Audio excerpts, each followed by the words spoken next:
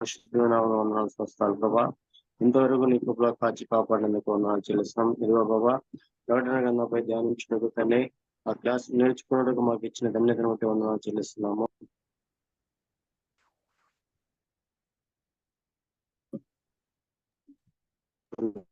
ప్రభా, ఇదిగో తండ్రి, రెండవ రోజు తండ్రి క్లాసులో తండ్రి మేము ప్రవేశపెట్టినందుకే మమ్మల్ని బట్టి నీకు సంవత్సరాలు చెల్లిస్తున్నాం ప్రభా. నీకు వందనాలు స్థితులు సంవత్సరాలు చెల్లిస్తూ జ్ఞానంతో మమ్మల్ని నడిపించమని యేసు ఉన్న క్రమం పెట్టి అడిగి ఉన్నాం తండ్రి. ఆమేన్. Amen. Amen. Praise the Lord. Praise the Lord. Praise the Lord. Praise the Lord. Vandanalu. Praise the Lord. వందనాలు. Lord. Praise the Lord. It's the second time to our new class. So I introduce our class to you.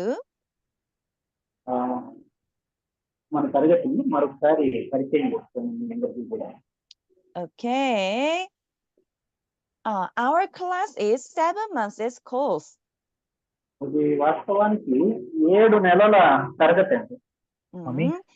There is 3 steps. Step 1 is introductory.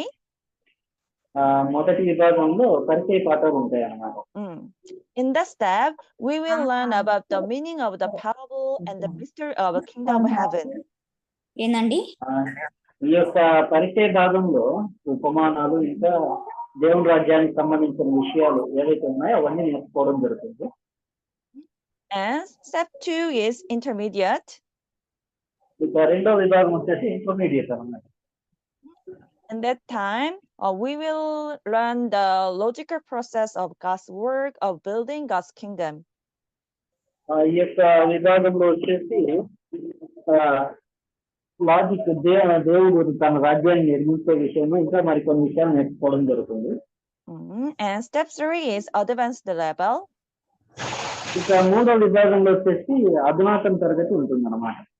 In that step, we will learn about the book of Revelation, chapter 1 to 22. ఈ మూడో విభాగంలో ఏం నేర్చుకుంటామంటే ప్రకటన గ్రంథం 1వ అధ్యాయం నుండి 22వ అధ్యాయం వరకు కూడా నేర్చుకోవడం జరుగుతుంది. And then the attendance is very, very important. అయితే ఒకటి గమనించండి, ఈ యొక్క క్లాసులు జరిగే ఈ యొక్క సమయంలో అటెండెన్స్ మాత్రం చాలా ఖచ్చితంగా అవసరం ఉంది. If you absent 5 times in a row or absent 8 times for the course, you can't come to the class anymore. వరుసగా మీరు 5 నుంచి 8 సార్లు ఆబ్సెంట్ అవడం జరిగిందంటే ఆ తర్వాత మీరు ఈ యొక్క క్లాస్ లోనికి అటెండ్ అవడం కుదరదండి. So don't miss any class. కాబట్టి ఏ తరగతి కూడా మీరు ఆబ్సెంట్ అవ్వద్దండి దయచేసి. And then I will tell you the class etiquette. ఇక తరగతి మర్యాదలు చెప్పుకుందాము. Please do not be late for the class. దయచేసి ఎవరు కూడా తరగతికి ఆలస్యంగా రాకండి. And during the lesson, please keep your seat till the end. ఈ యొక్క పాఠం జరిగే సమయంలో ఆ పాఠం పూర్తయ్యేంత వరకు కూడా దయచేసి కూర్చుని ఉండండి క్లాస్ లో. And please stay muted and turn on your video. అలాగే క్లాస్ జరిగే టైంలో మీరు క్లాస్ మొత్తం కూర్చుంటూ మీ యొక్క మైక్ ని మ్యూట్ లో పెట్టుకోండి, వీడియో మాత్రం ఆన్ చేసి ఉంచండి దయచేసి. And if you are absent or leave during the class, please watch the recording video. ఒకవేళ మీరు ఏ క్లాస్ అయినా రానట్టయినా లేదా మధ్యలో వెళ్ళిపోయినా ఆ తర్వాత ఈ యొక్క రికార్డింగ్ వీడియో క్లాస్ కి సంబంధించి దయచేసి చూడండి. Because we have exam. అదే సమయంలో మనకు పరీక్ష కూడా ఉంటుందండి, గమనించండి. There will be 2 exams. One is mid exam and second is final exam.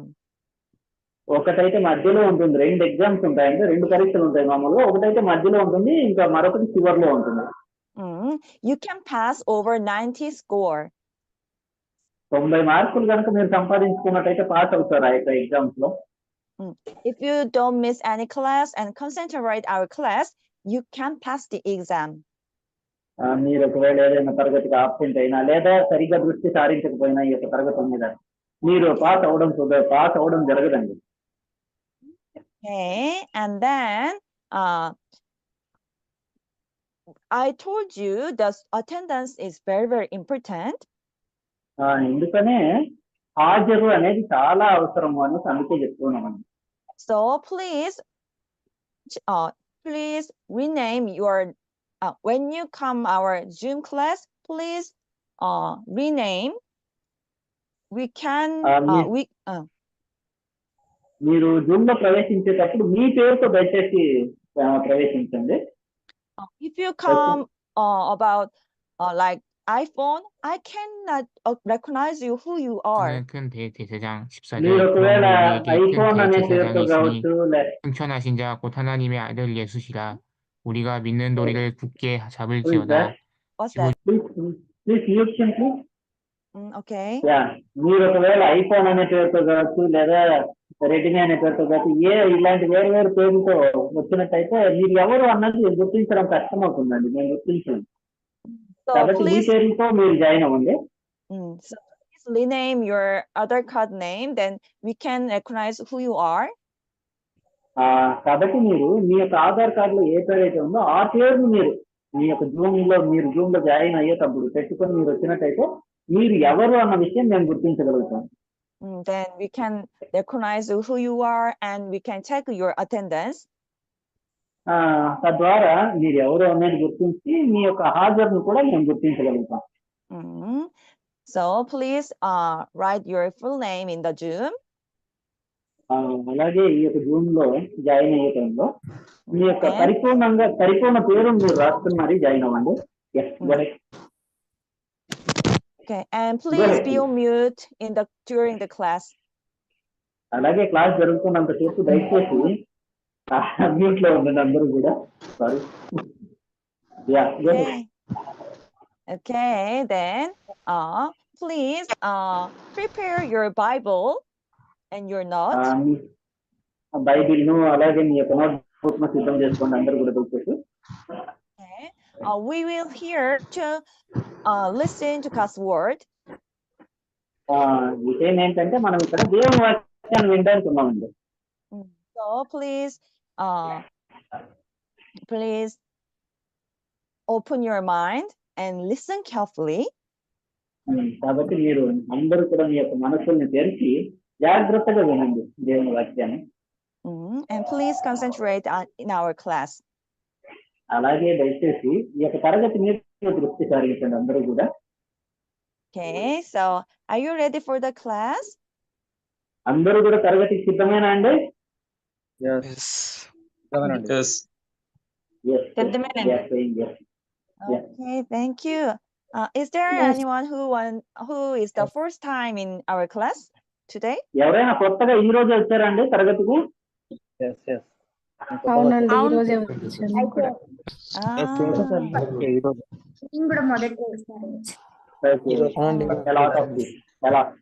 There are a lot of people came first time. I see. There's some people. I hope all of you understand God's word fully through this class. నేను ఆశిస్తున్నాను మీరందరూ కూడా దేవుని వాక్యాన్ని పరిపూర్ణంగా ఈ యొక్క class ద్వారా అర్థం చేసుకుంటారు అని నేను ఆశిస్తున్నాను. Yes, I'm the evangelist Julie. నా పేరు సువార్తికురాలు జూలీ అని నా పేరు ఉంది, అంటే సిస్టర్ గారి పేరు. If you have any class, please ask to your missionary who sent you the class link. మీకు ఎవరైతే జూమ్ లింక్ పంపిస్తుంటారో వాళ్ళతో మీకు ఏదైనా డౌట్ ఉంటే అడగొచ్చండి క్లాస్ సంబంధించి. Then we will answer you. తద్వారా మేము సమాధానం ఇవ్వగలుగుతాం మీకు. Okay. Thank you. Okay, then it's time to start to our class. ఇక మనం తరగతి ప్రారంభించే సమయం వచ్చేసిందండి. నోట్స్ ఏమైనా ఉంటుందండి? నోట్ చేసుకోవడం ఏదైనా ఉంటుందా? మెయిన్ పాయింట్స్ అట్లా నోట్స్ చేసుకోండి మా. బోర్డు వస్తుందండి, బోర్డు మీద రాస్తారు. కొంచెం వాయిస్ తక్కువ ఉంది కదా. ఈ రోజే ఫస్ట్ జాయినింగ్ అండి నేను, అందుకే అడిగాను. నోట్స్ లో రాసుకోండి. పోతే బ్రదర్ మీరు ఇయర్ ఫోన్ వాడుతున్నారా లేకపోతే మామూలుగా వింటున్నారా? మామూలుగా వింటున్నాం కదా. ఆ, ఇయర్ మామూలుగా ఫోన్ పెట్టుకోండి. వింటున్నాను. నేను ఇంకా గట్టిగా మాట్లాడాలంటే అందరికి చెవులు పగిలిపోతాయి ఇయర్ ఫోన్స్ పెట్టుకున్నాను. సారీ. ఓకే. ఓకేనండి, thank you. Okay okay thank you. Okay, then are you ready for the class? అందరూ కూడా తరగతి సిద్ధమే కదండి? Okay. సిద్ధమేనండి. Okay, Right. then let's welcome to our instructor Elisha. ఇక మన బోధకులైన ఎలీషా గారిని మనము ఆహ్వానిస్తున్నామండి. వెల్కమ్ అయ్యారు. ప్రైజ్ అలాడ్ అండి, ప్రైజ్ అలాడ్ అందరికి good evening. Praise Lord. Praise the Lord బాగున్నారండి? బాగున్నామండి, థ్యాంక్ యూ. మరొక పర్యాయం మీ అందరిని కూడా ఈ రీతిగా కలుసుకోవటం చాలా సంతోషం. ఇక తరచు మన తరగతిలోనికి ఒక నెల రోజుల వరకు కూడా కొత్త వాళ్ళు వస్తూ ఉంటారు. దయచేసి మనము ఓన్లీ పరిచయమైనటువంటి పాఠాలు మాత్రం నేర్చుకున్నాం, పరిచయ పాఠాలు మాత్రం నేర్చుకుంటూ ఉంటున్నాం. కాబట్టి తరగతులు అనేటివి ప్రారంభం కావడానికి ఒక నెల రోజులు మాత్రము మనం పరిచయ పాఠాలు నేర్చుకుంటాం. అంటే ఒక 6 నుంచి 8 తరగతుల వరకు. తర్వాత నుంచి మనము ప్రాముఖ్యమైనటువంటి కొన్ని తరగతుల్లోనికి వెళ్తూ ఉంటాం. దయచేసి అందరూ కూడా జాగ్రత్తగా వినండి.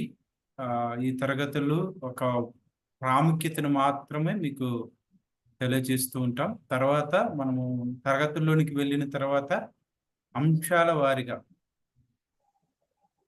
మనము పాఠాలు నేర్చుకోవటం జరుగుతుంది. ఆ తర్వాత ప్రశ్నలు ఉంటాయి, సమాధానాలు ఉంటాయి. ప్రతిరోజు మీరు ప్రశ్నలు పొందుకుంటారు, సమాధానాలు పంపించాలి. మీ సమాధానాలు తప్ప ఒప్ప అనేటువంటి విషయాలు కూడా మరలా మీకు అన్ని తెలియచేయబడతా ఉంటాయి. ఆ తర్వాత ఇంకా కొన్ని జరుగుతూ ఉంటాయి. దయచేసి గమనించండి. పోయిన వారం అంటే గడిచిన తరగతి అటెండ్ అయినటువంటి వాళ్ళు మనం ఏ పాఠం నేర్చుకున్నాం చెప్పండి? రాసుకున్నారు ఎవరన్నా? రాసుకున్నామండి. చెప్పండి, పాఠం పేరేంటి? ప్రకటన గ్రంథం మనం ఎందుకు నేర్చుకోవాలి. రెండవది, దేవుడు 600 సంవత్సరాల క్రిందటి నుంచి కూడా అదే 6,000 సంవత్సరాలు దేవుడు పని చేస్తున్నాడు, పని చేస్తున్నాడు ఎటువంటి విశ్రాంతి లేకుండా. బైబిల్లోని రహస్యం అంటే మనం ఓన్లీ కొత్త నిబంధన ప్రవచన గ్రంథం. రైట్, టైటిల్ మాత్రమే మిమ్మల్ని అడిగింది. బైబిల్లోని రహస్యం పరలోక రాజ్యం. బైబిల్లోని రహస్యం కొత్త నిబంధన ప్రవచనం. చెప్పారు. Okay, thank you. ప్రకటన గ్రంథం గురించి మనం ఎందుకు నేర్చుకోవాలి? ప్రకటన గ్రంథం గురించి దేవుడు క్రొత్త ఆకాశము క్రొత్త భూమి, ప్రకటన గ్రంథం తెలియజేసే మార్గం మనం నేర్చుకున్నాం. ప్రకటన గ్రంథం మనం ఎందుకు నేర్చుకోవాలనే టాపిక్ లో వచ్చినటువంటి అంశాలు ఇప్పటి వరకు మీరు చెప్తున్నామండి. సో అది పాఠం పేరుగా మీరు గుర్తుపెట్టుకోనండి. కూర్చోగలిగినటువంటి వాళ్ళు సరిగా కూర్చోండి దయచేసి, ప్లీజ్. నేనైతే సరిగ్గా కూర్చోలేను సార్, నాకు ప్రాబ్లం ఉంది. ఇట్స్ ఓకే, కొంచెం మీరు మ్యూట్ చేసుకోండి. ఓకే సార్, అయితే మ్యూట్ చేసుకోండి. వీడియో మ్యూట్ చేయమంటారా? వాయిస్ లేదు, మీరు మాట్లాడాలనుకున్నప్పుడు అన్మ్యూట్ చేయండి, మిగతా టైంలో మ్యూట్ చేయండి. Okay, thank you sir, thank you. అందరూ కూడా మ్యూట్ చేసుకోండి. మాట్లాడాలనుకున్నప్పుడు అన్మ్యూట్ చేసి మాట్లాడండి. మాట్లాడటం అయిపోగానే మ్యూట్ చేసుకోవాలి. ఎందుకంటే దానివల్ల ఏమైందంటే మీరు మాట్లాడుతున్నప్పుడు మీరు స్క్రీన్ లోకి వస్తుంటారు. ఆ బోర్డు ఏదైతే ఉందో ఆ బోర్డు అనేది మేము మీకు పాఠం చెప్పే బోర్డు ఉంటుంది, ఆ బోర్డు కనపడకుండా అయిపోద్ది అన్నమాట. సో అది ఉద్దేశం. దయచేసి గమనించండి. మీకున్నటువంటి పరిస్థితి, ఆరోగ్య పరిస్థితులను బట్టి కూడా మీరు జాయిన్ అయినందుకు నేను మిమ్మల్ని అభినందిస్తున్నానండి. దేవుడు ఖచ్చితంగా మిమ్మల్ని ఆశీర్వదిస్తారు. రైట్. ఈ రోజు మరొక నూతన పాఠంతో మనము ముందుకు వెళ్దాం. కొత్తగా వచ్చిన వాళ్ళందరూ కూడా ఈ యొక్క తరగతులకు మిమ్మల్ని ప్రేమపూర్వకంగా ఆహ్వానిస్తా ఉన్నామండి. మీరు కూడా నేర్చుకోవచ్చు, వినండి. ఒకవేళ గడిచిన తరగతి ఏదైనా మీరు మిస్ అయ్యారనుకుంటే ఆ గడిచిన తరగతిని గురించినటువంటి రికార్డింగ్ అడగండి. రికార్డింగ్ అడిగితే మీకు జూమ్ లింక్ ఎవరైతే పంపిస్తున్నారో, మీతో ఎవరైతే కాంటాక్ట్లో ఉంటున్నారో వాళ్ళు మీకు అన్ని విధాల సహాయాలు వాళ్ళు చేస్తారు. మీకు ఇంగ్లీష్ వచ్చినా రాకపోయినా తెలుగులోనైనా సరే మీరు టైప్ చేసి పంపిస్తే వాళ్ళు ఖచ్చితంగా మీకు పంపిస్తారు. సరే, రైట్. మరొక నూతన పాఠంలోనికి మనం వెళ్దామండి. ఈరోజు పాఠము పేర్లు ఖచ్చితంగా రాసుకునండి. దాంతోపాటు మీరు నేర్చుకున్నటువంటి రిఫరెన్స్ వాక్యాలు చదువుకోవాలి. నేను పోయినసారి చెప్పాను, మీకు హోంవర్క్ ఇచ్చాను. హోంవర్క్ ఏమి ఇచ్చాను జ్ఞాపకం ఉందా? 2 వాక్యాలు ఇచ్చాను. యోహాను 14:29 ఇచ్చారు అయ్యారు. ప్రకటన 1:3. ప్రకటన 1:3. చదివారండి మరి? చదవలేదండి. దయచేసి హోంవర్క్ ఇచ్చినప్పుడు ఖచ్చితంగా చదవాలి. అది చదివితే అర్థమైతే. చదవసాని give me the permission to board. ఇచ్చినప్పుడు హోంవర్క్ ఇచ్చినప్పుడు ఖచ్చితంగా మనం చదవాలి అనేది చాలా ప్రాముఖ్యం, గుర్తుపెట్టుకునండి. ఈరోజు ఇంకొక పాఠం నేర్చుకుందాం.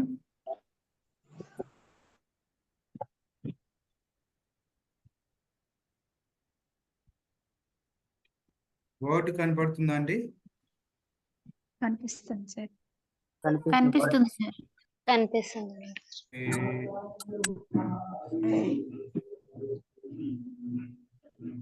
ఇది ఈరోజు డేట్ ఏది? ఈరోజు ప్రకటన గ్రంథం ప్లీజ్ మ్యూట్ ఆల్.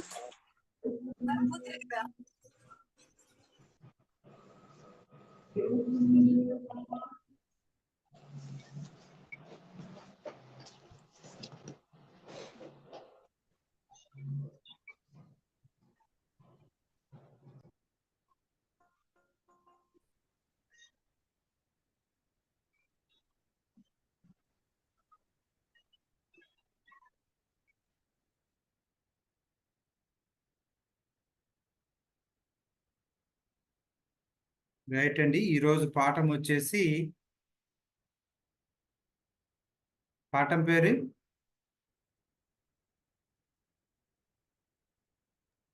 పరలోక రాజ్య రహస్యము మరియు ఉపమానం. పాఠం పేరు ఏంటండి? పరలోక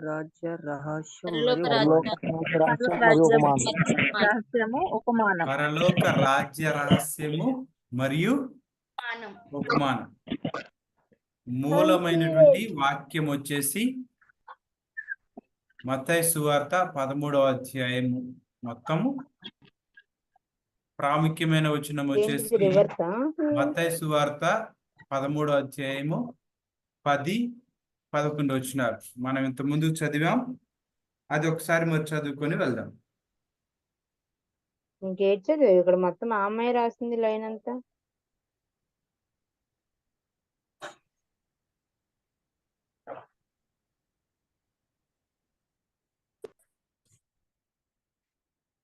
మత్తయి సువార్త 13వ అధ్యాయం 10-11 వచనాలు చదవండి. తరువాత శిష్యులు వచ్చి, నీవు ఉపమాన రీతిగా ఎందుకు వారితో మాట్లాడుచున్నావని ఆయనను అడగగా, ఆయన వారితో ఇట్లా, నేను పరలోక రాజ్య మర్మములు ఎరుగుట మీకు అనుగ్రహింపబడి ఉన్నది గాని వారికి అనుగ్రహింపబడలేదు. ఈ వచనం మనము గడిచినటువంటి వారం మనం చదువుకున్నాం. మీకు జ్ఞాపకం ఉందా? పోయిన తరగతిలో మనం ఈ వచనం చదువుకున్నామండి. పరలోక రాజ్యం గురించినటువంటి ఏదైతే వాక్యాలు ఉన్నాయో ఆ వాక్యములన్నీ కూడా ఉపమానాలుగా ఉన్నాయి మరియు రహస్యాలుగా ఉన్నాయి. ఉపమానాలుగా ఉన్నాయి, రహస్యాలుగా ఉన్నాయి. అవి తెలుసుకోవాల్సినటువంటి అవసరత అనుగ్రహింపబడినటువంటి వారికి దేవుడు తెలియపరుస్తున్నట్లుగా లేఖనాలను మనం చూస్తూ ఉన్నాం. ఈరోజు పాఠం ద్వారా మనం నేర్చుకునబోయే విషయాలు మొట్టమొదటిది పాత నిబంధన మరియు కొత్త నిబంధనలో ఉపమానాలలో ఏమి దాగి ఉందో మనం అర్థం చేసుకోవచ్చు ఈరోజు పాఠం ద్వారా. నెంబర్ 1.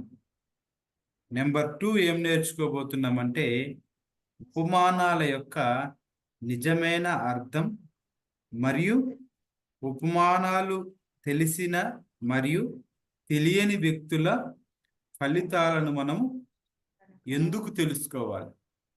అంటే ఉపమానాలు తెలిసిన వారు ఉన్నారు, తెలియని వారు ఉన్నారు. తెలిసిన వారికి ఏం జరిగింది, తెలియని వారికి ఏమి నష్టపోయారు అన్నటువంటి విషయాలు కూడా మనం ఈరోజు నేర్చుకుంటాం. అదే విధంగా 3వది వచ్చేసి ఉపమానాల యొక్క నిజమైన అర్థం మనకి ఎప్పుడు తెలుస్తుంది అనేటువంటి విషయం. ఉపమానాల యొక్క నిజమైన అర్థం ఎప్పుడు తెలుస్తుంది అనేటువంటి విషయాన్ని కూడా మనం ఈరోజు నేర్చుకోవచ్చు. అదే రీతిగా కంఠతమైనటువంటి చేయాల్సినటువంటి వాక్యాలు ఏంటి అంటే యోహాను సువార్త 16వ అధ్యాయము 25వ వచనం, ప్రకటన గ్రంథం 22వ అధ్యాయము 18, 19 వచనాలు. ఈ 2 వచనాలు మనం కంఠత చేయాల్సినటువంటి వాక్యాలు. గుర్తుపెట్టుకుని రైట్, మనం పాఠంలోనికి వెళ్దాం. మొదటిగా పరిచయం అనేది నేను మరలా మీకు చేస్తా ఉన్నాను. 1, ప్రవచనము అంటే ఏంటి? మనం ఏం నేర్చుకున్నాం?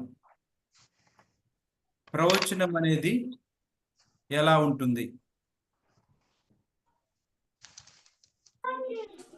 మనకు తెలియాలి. ప్రవచనం అంటే జరిగినది చెప్పేదా, జరగబోయేది చెప్పేదా? జరగబోయేది చెప్పేది. జరగబోయేది చెప్పేది అంటే జరిగే వరకు కూడా మనకు అర్థం అవుతుందా?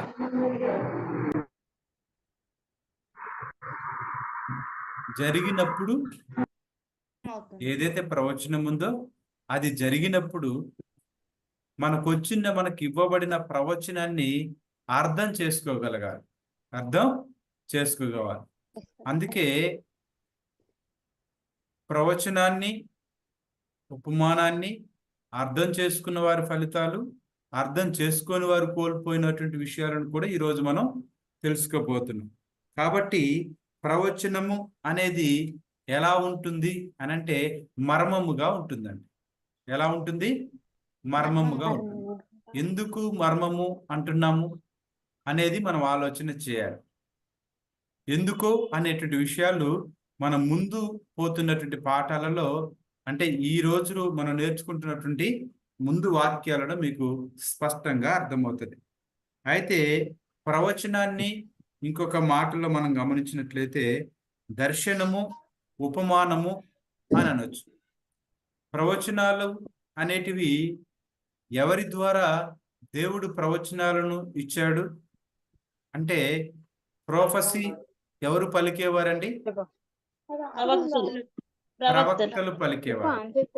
ప్రవక్తలు ఎవరి ప్రొఫెసీ పలికేవారు? అంటే దేవుని మాటలే. దేవుని మాటలు అంటే ఆలోచించండి, ఒకవేళ ఒక వ్యక్తి తన సొంత ఆలోచనల ప్రకారం పలికితే అది దేవుని ప్రవచనం అవ్వదు. దేవుని ప్రవచనము అవ్వదు. దేవుని యొక్క వాక్కు ఏదైతే దేవుడు వారికి ఇచ్చారో అదే ప్రవక్తలు పలికారు, ప్రవచించారు. ఎగ్జాంపుల్ గా దేవుడు ఎలా మాట్లాడతాడు అనే విషయాలను మనం ఆలోచన చేస్తే మొట్టమొదటిగా మనం గమనించినట్లయితే ఈ యొక్క ప్రవచనాలు అనేది, ఈ ఉపమానం అనేది ఎప్పుడు అర్థమవుతుందంటే మర్మముగా ఉన్న విషయాలు ఎప్పుడైతే నెరవేరుతాయో అప్పుడు మనకు అర్థమవుతుందండి. ఎప్పుడు అర్థమవుతుంది? నెరవేరినప్పుడు అర్థమవుతుంది. ఫర్ ఎగ్జాంపుల్, యేసోపు ఒక కలగంటాడు. యేసోపు కలగన్నప్పుడు కల భావము అతనికి అర్థం కాకపోవచ్చు, కానీ దాని నెరవేర్పు ఏంటి? ఎప్పుడైతే ఆ భావం అనేది నెరవేర్చబడిందో ఆ కళ యొక్క అర్థం కూడా అతనికి తెలుస్తూ ఉంది. అంటే ఎప్పుడైనా ప్రవచనం అనేది నెరవేర్చబడినప్పుడు మనకు స్పష్టంగా అర్థమవుతుంది అని మనం గుర్తుపెట్టుకోవాలి. ఉదాహరణకు ప్రకటన గ్రంథము 1వ అధ్యాయము 1 నుండి 3 వచనాలు ఈ రీతిగా వ్రాయబడి ఉన్నాయి. ఏంటి అనేది మనం గమనించినట్లయితే మరి ప్రకటన గ్రంథం అంతా ఎలా ఉంది అంటే, మొట్టమొదటి వచనంలో ఏమంటున్నాడు అనేటువంటి విషయాలను మనం గమనించాలి. యేసు క్రీస్తు తన దాసులకు కనపరచుటకు దేవుడు ఆయనకు అనుగ్రహించిన ప్రత్యక్షత, ఈ సంగతులు త్వరలో సంభవింపనయున్నవి. ఆయన తన దూత ద్వారా వర్తమానము పంపి తన దాసుడైన యోహానుకు వాటిని సూచించెను. అతడు దేవుని వాక్యమును గూర్చియు యేసుక్రీస్తు సాక్ష్యమును గూర్చియు తాను సూచినంత మట్టుకు సాక్ష్యమిచ్చెను. సమయము సమీపించినది కనుక ఈ ప్రవచన వాక్యము ఏమంటున్నాడండి? ఈ ప్రవచన వాక్యములు చదువువాడును వాటిని విని ఇందులో వ్రాయబడిన సంగతులను గైకొను వారును ధన్యులు అని అన్నాడు. అంటే ఎప్పుడు చదువువాడు, ఎప్పుడు వినువాడు, ఎప్పుడు గ్రహించువాడు, గైకొనువాడు, పాటించేవారు ధన్యులు అంటున్నారండి. సమయము సమీపించినది కనుక. మొదటి వచనంలో ఏమన్నాడు? ఈ సంగతులు సంభవింపబోతున్నవి అని అంటాడు. అంటే సంభవింపబోయే సంగతులు అని అంటే ఏంటి? ప్రవచనాలు. సంభవింపబోయే సంగతులు అంటే ప్రవచనాలు. ఎప్పుడు? సమయము సమీపించినప్పుడు విని చదివి పాటించాలి. అలా చేసేవారు ధన్యులు. అంటే ఆ ప్రవచనం ఏదైతే ఇవ్వబడిందో ఆ ప్రవచనము నెరవేర్చబడుచున్నప్పుడు ప్రవచన వాక్యాలు చదువువాడు. ప్రవచన వాక్యం ఏంటి? కొత్త నిబంధనలో ప్రకటన. ప్రవచన వాక్యాలు ఏంటండి కొత్త నిబంధనలో? ప్రకటన గ్రంథం. ప్రకటన గ్రంథం ఒక్కటే ప్రవచన గ్రంథం. మరి సమయము సమీపించినప్పుడు ఖచ్చితంగా నువ్వు వినవలసినటువంటి వాక్యములు, నువ్వు చదవలసిన వాక్యములు, నువ్వు పాటించాల్సిన వాక్యములు, నువ్వు ఆశీర్వదించబడాలి అంటే, నువ్వు ధన్యుడవు ధన్యురాలు కావాలి అని అంటే ఖచ్చితంగా విని చదివి గైకొనాల్సినటువంటి వాక్యములు ఏవైనా ఉన్నాయి అని అంటే అది ప్రవచన గ్రంథం అని స్పష్టంగా లేఖనాలు తెలియపరుస్తున్నాయి. ఎందుకు ఆ మాట అన్నాడో మనం గమనించుదాం. చూడండి, ఆ యొక్క వాక్యమే ప్రకటన. అంటే ఆ ప్రకటన గ్రంథం అనేది ఎలా ఉంది? ప్రవచన గ్రంథంగా ఉంది. ఆ ప్రవచనాన్ని అపోస్తులుడైన యోహాను గారు ఎలా రాశారు? దర్శనము చూసి రాశారు. ఏంటండి? దర్శనము చూసి రాశారు. అంటే ప్రవచనంగా ఉన్నది అని అంటే అర్థం ఏంటి? ఉపమానముగా ఉన్నది, దర్శనముగా ఉన్నది. కాబట్టి దేవుడు కూడా అలాగే మాట్లాడుతూ ఉన్నారు. మీరు చూడండి, ఈ వాక్యాన్ని మనం చదువుకుందాం. హోషేయ 12:10 త్వరగా తీసిన వాళ్ళు జాగ్రత్తగా చదవండి. హోషేయ 12వ అధ్యాయము 10వ ప్రవక్తలతో నేను మాట్లాడి ఉన్నాను, దర్శనములను విస్తారమైన దర్శనములను నేను ఇచ్చి ఉన్నాను. లేటెడ్ది సైన్స్ ఇంగ్లీషా? షార్ట్స్ లేదు మరి. ఉపమాన రీతిగా అనేక పర్యాయములు ప్రవక్తల ద్వారా మాట్లాడి ఉన్నాను. దేవుడు ఎలా మాట్లాడాడండి?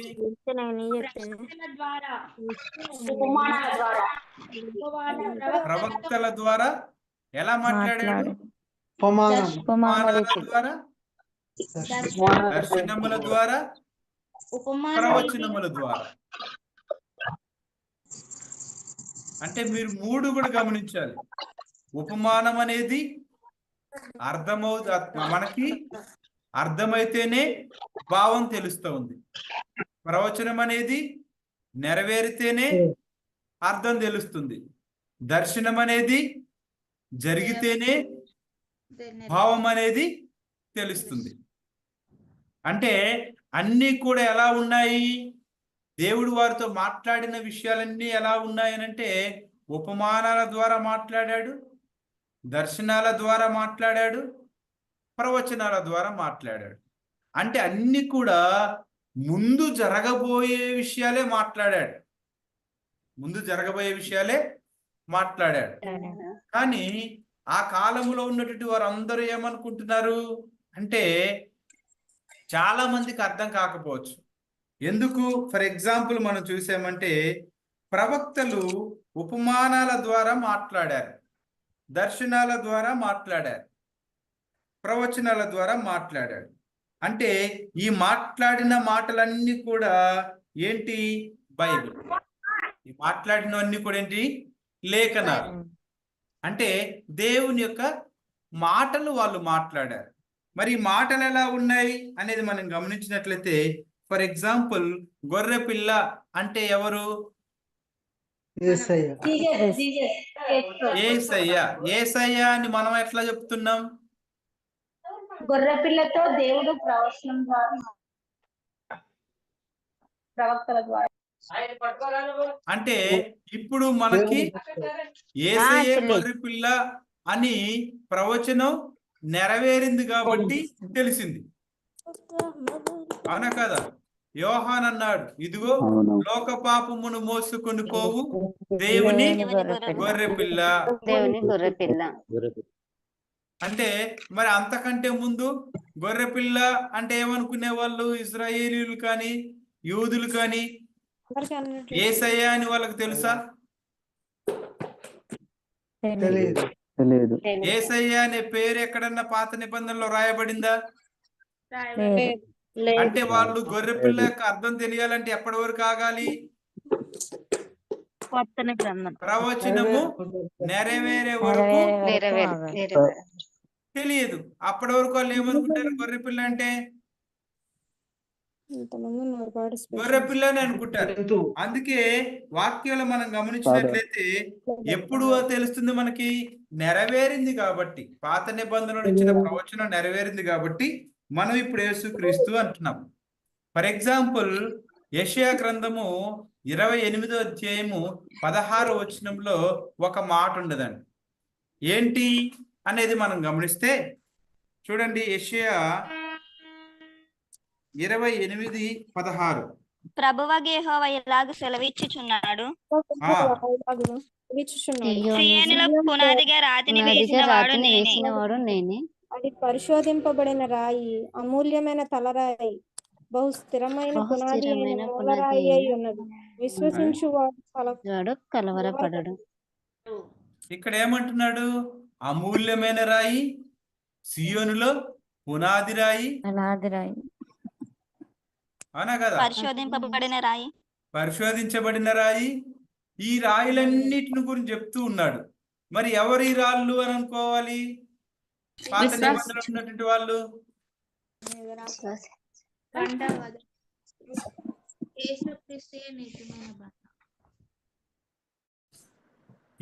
ఈ వాక్యము యెషయాలో రాయబడుతుంది.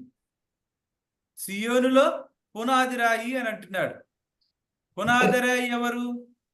అమూల్యమైన రాయి ఎవరు? సజీవమైన రాయి ఎవరు? సమస్తము యేసయ్య. కానీ అది ప్రవచనంగా ఉంది కదా. యెషయా ప్రవచించాడు, కానీ నెరవేర్పుకు వచ్చేపాటికి ఆ యొక్క సియోనులో రాయి అంటే పునాది రాయి అని అంటే చివరికి 1 పేతురులు అంటాడు 2వ అధ్యాయము 4వ వచనంలో, సజీవమైన రాయి అయినా, అమూల్యమైన రాయి అయినా, పునాది రాయి అయినా ఎవరండి? యేసుక్రీస్తు. ఎప్పుడు తెలిసింది మనకి? నెరవేర్పు అన్నప్పుడు తెలిసింది. నెరవేర్పు అన్నప్పుడు తెలిసింది.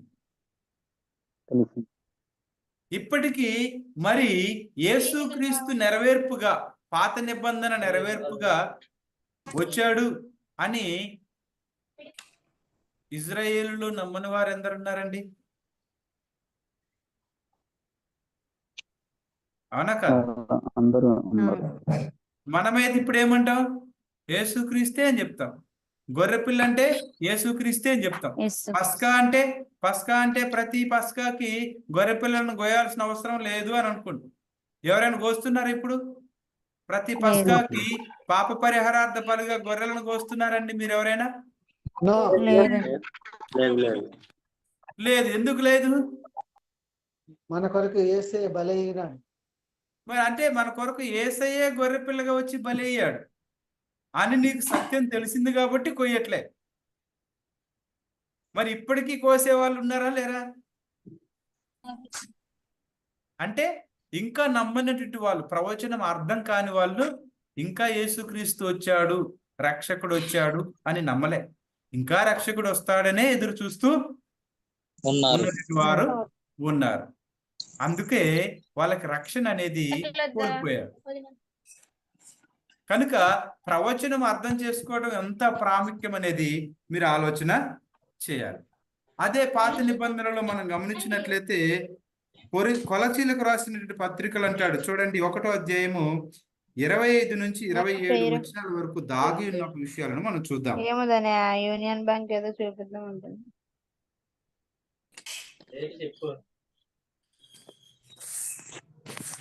కొలసీ 1వ అధ్యాయము 25 నుంచి 27. దేవుని వాక్యమును అనగా యుగములలోను తరములలోను మరుగు చేయబడి ఉన్న మర్మమును సంపూర్ణముగా ప్రకటించుటకు మీ నిమిత్తము నాకు అప్పగింపబడిన దేవుని ఏర్పాటు ప్రకారము నేను ఆ సంఘములకు పరిచారకుడనైతిని. అన్యజనులలో ఈ మర్మము యొక్క మహిమైశ్వర్యం ఎట్టిదో అది అనగా మీ అందున్న క్రీస్తు మహిమ నిరీక్షణ ఉన్నాడన్న సంగతి దేవుడు తన పరిశుద్ధులకు తెలియపరచగోరి ఇప్పుడు ఆ మర్మమును వారికి బయలుపరచను. ఇక్కడ ఆలోచించండి, ఇక్కడ దాగి ఉన్నటువంటి ఒక మర్మాన్ని మనం చూస్తాం. ఏంటి ఆ మహిమైశ్వర్యము? దేవుడు బయలుపరిచిన మర్మం ఏంటి? ఆ మహిమైశ్వర్యం ఏంటి? అది క్రీస్తు అని మనం అర్థం చేసుకున్నాం. మరి దాగి ఉన్నటువంటి మర్మం ఏంటి అనేది మనం గమనించినట్లయితే మెస్సయ కోసం ఇంకా ఎదురు చూస్తా ఉన్నారు. మెస్సయ కోసం ఇంకా ఎదురు చూస్తూ ఉన్నారు. మెస్సయ ఎవరు? యేసు. చివరికి సమరయ స్త్రీ అన్నదండి ఏమని? మేము మెస్సయ వస్తాడని ఎదురు చూస్తున్నాం. ఆ మెస్సయ నీవేనా? ఇదిగో నా జీవితాన్ని అంతటికి నాకు తెలియపరిచిన క్రీస్తును నేను చూపిస్తాను రండి అని సమరయ గ్రామం కూడా యేసుక్రీస్తు దగ్గరికి తీసుకొచ్చింది. అంటే నమ్మినటువంటి వారికి మాత్రం అర్థమైంది, నమ్మని వారు ఇంకా ఎదురు చూస్తూనే ఉన్నారు. కాబట్టి ప్రవచనం అర్థం చేసుకోవటం చాలా అంటే చాలా ప్రాముఖ్యమైన విషయంగా మనం గమనించాలి. ఫర్ ఎగ్జాంపుల్ ఇంకొకటి మనం చదువుదాం. అపోస్తల కార్యములు 13వ అధ్యాయము 27 నుంచి 39 వచనాలలో కొన్ని వచనాలను మనం చదువుదాం. యెరూషలేములో కాపురముండు వారును వారి అధికారులను ఆయననైనను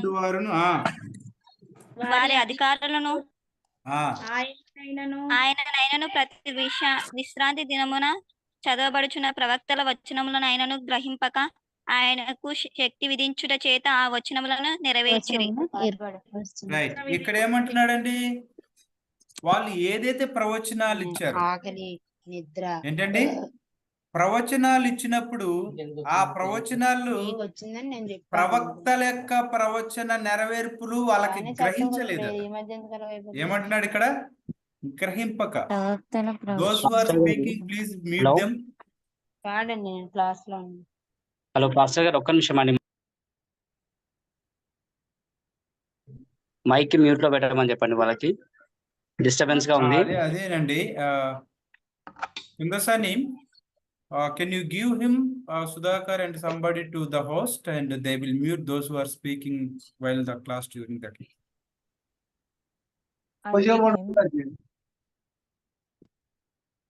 దయచేసి సమాధానాలు చెప్పే వాళ్ళు మాత్రమే మాట్లాడండి, మిగతా వాళ్ళు మాత్రం మాట్లాడద్దు.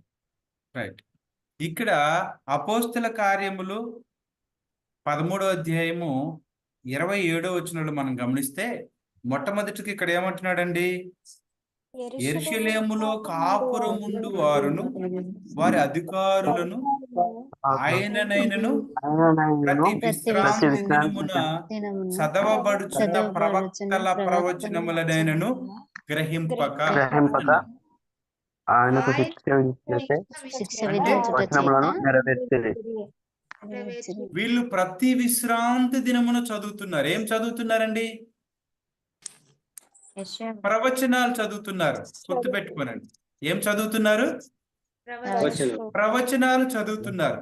కానీ ప్రవచనాలు వాళ్ళు ఏం చేశారంట? గ్రహించలేదు. గ్రహించక ఏం చేశారు? ఆయనకు శిక్ష విధించుట చేత ఆ వచనములను నెరవేర్చింది. అంటే ఎంత బాధాకరం అంటే, వాళ్ళు చదువుతున్నటువంటి ప్రవచనాలలో, వాళ్ళు చదువుతున్నటువంటి వాళ్ళ గ్రంథాలలో యేసుక్రీస్తు రక్షకుని గురించి వ్రాయబడి దాచబడినటువంటి ప్రవచనాలు చదువుతున్నప్పటికీ వాటి గ్రహింపలేక వారు వాళ్ళ రక్షకుడికే శిక్ష వేశారటండి. అంటే ఎంత బాధ చూడండి. గ్రహింపు అనేది లేకపోతే వాళ్ళే చివరికి ప్రవచనాలను నెరవేర్చారు. ఏంటి ప్రవచనం? యేసుక్రీస్తు శిలువలో మరణించాలి, శ్రమ పడాలి అనేది ప్రవచనమే. కానీ ఆ ప్రవచనాలు నెరవేర్చింది ఎవరో తెలుసా? ప్రవచనాలు చదువుతూ రక్షణ కొరకు ఎదురు చూసేవారే. తెలిస్తే ఎవరైనా చేస్తారా? చేయరు. అంటే గ్రహింపు అనేది లేక వాళ్ళ ముందున్న, అంటే వాళ్ళు ఎక్కిన చెట్టు వాళ్ళే నరుక్కున్నట్టు, వాళ్ళు నడుస్తున్న బ్రిడ్జిని వాళ్ళే కూల్చుకున్నట్టు. ప్రవచనం అనేది తెలియకపోతే, నెరవేరుతున్నప్పుడు గ్రహింపు లేకపోతే ప్రతి ఒక్కరి విషయంలో జరిగేది ఇదే. అందుకే ప్రవచనం అనేది నేర్చుకోవడము, గ్రహించటం అనేది ఎంత ప్రాముఖ్యం అనేది మీరు ఆలోచన చేయండి. ఆయన యందు మరణమునకు తగిన హేతువేదియు కనపడకపోయినను ఆయనను చంపింపవలనని వారు పిలాతును వేడుకొనిరి. చూడండి, వేడుకుంటున్నారు. ఏమని?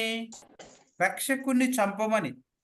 వారు ఆయనను గూర్చి వ్రాయబడిన అన్నీ నెరవేర్చిన తర్వాత ఆయనను మ్రాను మీద నుండి దింపి సమాధిలో పెట్టిరి. అయితే దేవుడు మృతుల్లో నుండి ఆయనను లేపెను. ఆయన గలిలయ నుండి యెరూషలేమునకు తనతో కూడా వచ్చిన వారికి అనేక దినములు కనపడెను.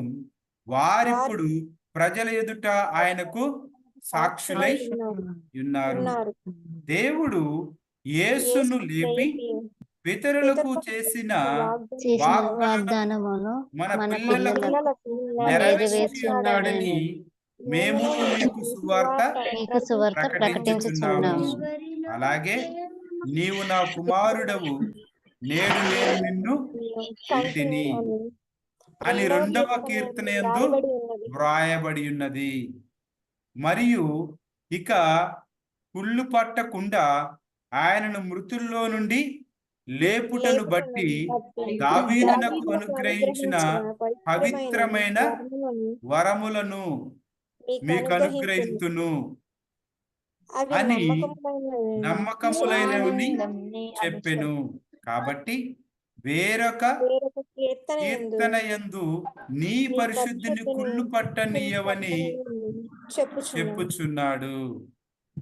దావీదు దేవుని సంకల్పము చొప్పున తన తరము వారికి సేవ చేసి నిద్రించి తన పితరుల యొద్దకు చేర్చబడి కుళ్ళిపోయెను గాని దేవుడు లేపినవాడు కుళ్ళు పట్టలేదు. అంటే ఇవన్నీ కూడా ఏంటి? ప్రవచనాలు. అందరూ ఏమనుకున్నారు? దావీదును గూర్చి అన్నారు. ఏమన్నారండి? అందరూ దావీదును గూర్చి అనుకున్నారు. అంటే ఇక్కడ మనం గమనించినట్లయితే ఇవన్నీ ఏం చెప్తుంది? 33వ వచనంలో ఏమో రాజు కుమారుడు అని ఉన్నది. ఎవరండి? అది కీర్తనలో మనం చూస్తాం. 2వ అధ్యాయం 6-7 వచనాల్లో అది ప్రవచనంగా ఉన్నది. 34వ వచనంలో చూస్తే దావీదు యొక్క ఆశీర్వాదాలు అని ఉన్నాయి. ఏంటి అది? యెషయా గ్రంథంలో అంటాడు 55:3లో. అంటే ఇక్కడ 35వ వచనంలో కుళ్ళిపోవుట లేదు అంటే కుళ్ళు పట్టనీయడు అని అన్నాడు. అంటే ఎవరి గురించి రాయబడేది? దావీదు గురించి అనుకున్నాడు, కానీ వాస్తవానికి ఎవరి గురించి అండి? యేసుక్రీస్తు గురించి. ఇది నెరవేర్పు. ఇవన్నీ ప్రవచనాలు, ఇదేమో నెరవేర్పు.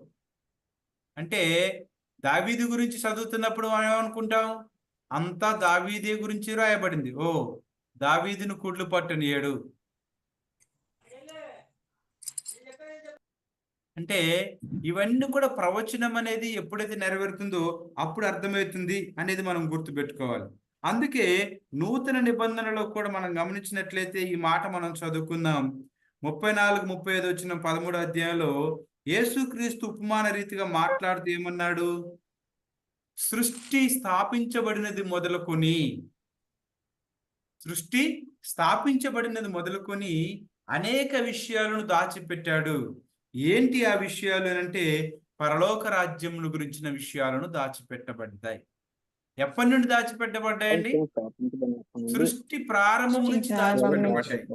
ఎందుకు దాచిపెట్టబడ్డాయి అనేటువంటి విషయాలను మనం గమనించినట్లయితే వీరికి అనుగ్రహించబడినవి కానీ వీరికి కాదు అని అంటాడు.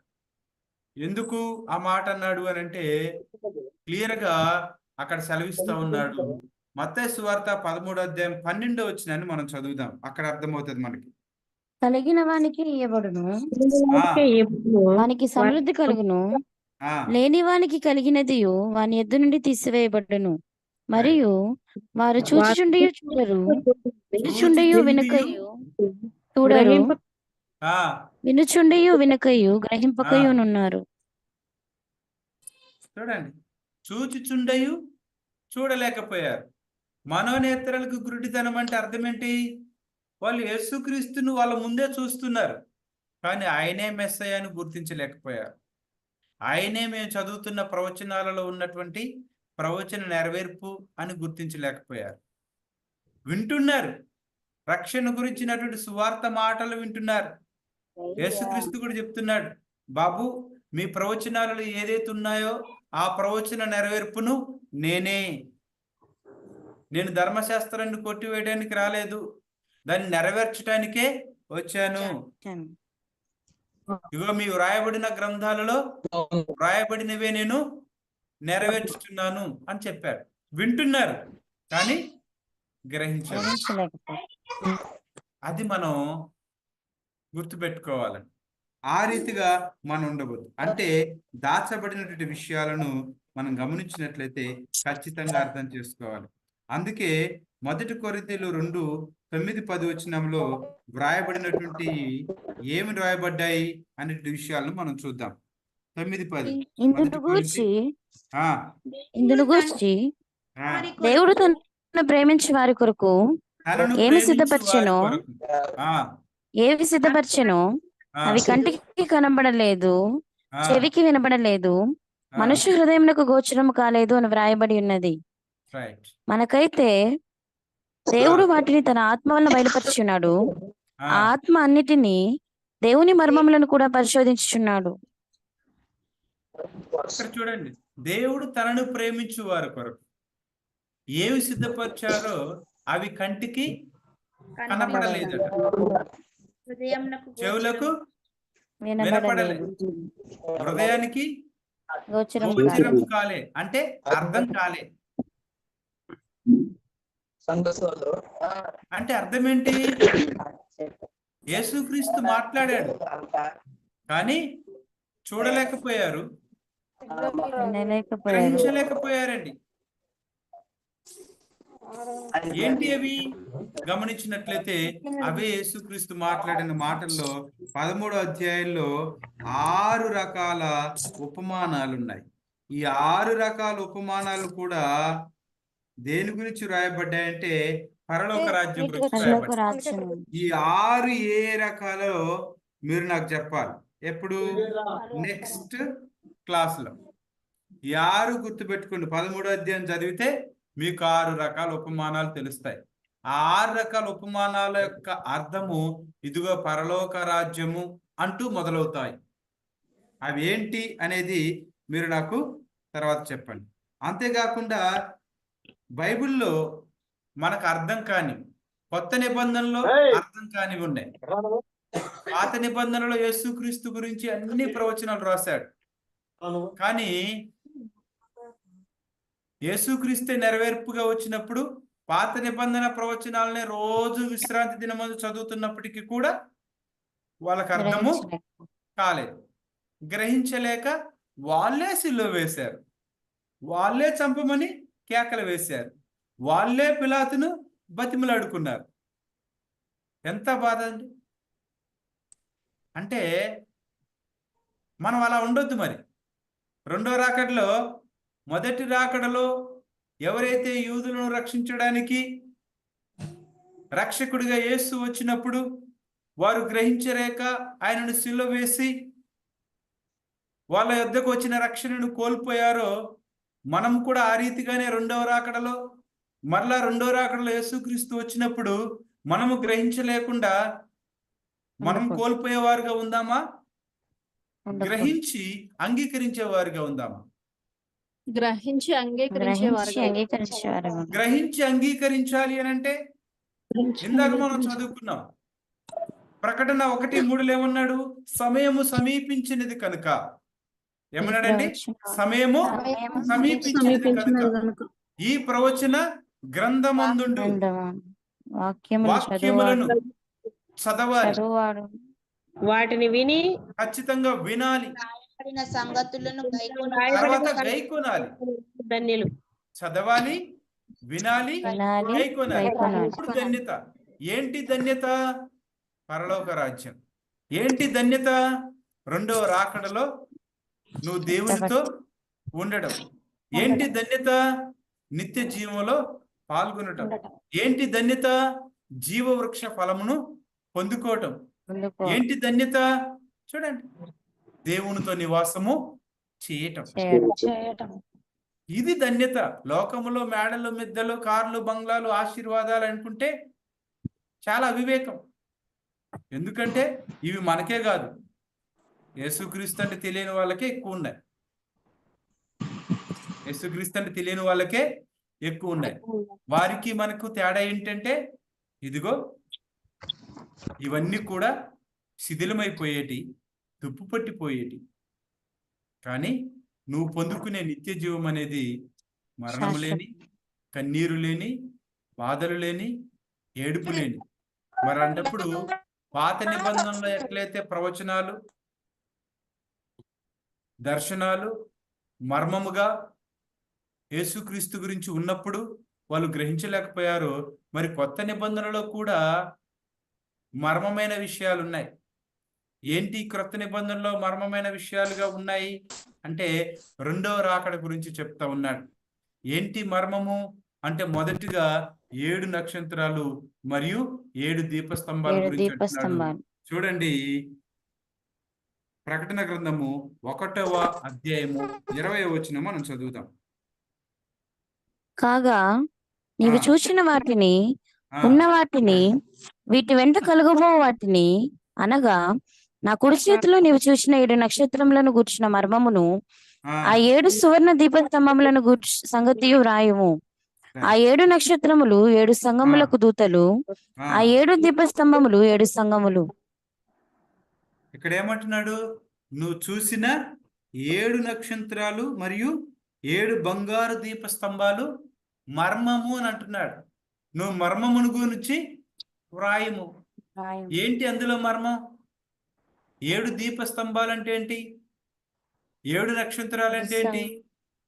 7 సంఘాలు అని అంటే ఏంటి? 7 దూతలు అంటే ఏంటి? మర్మం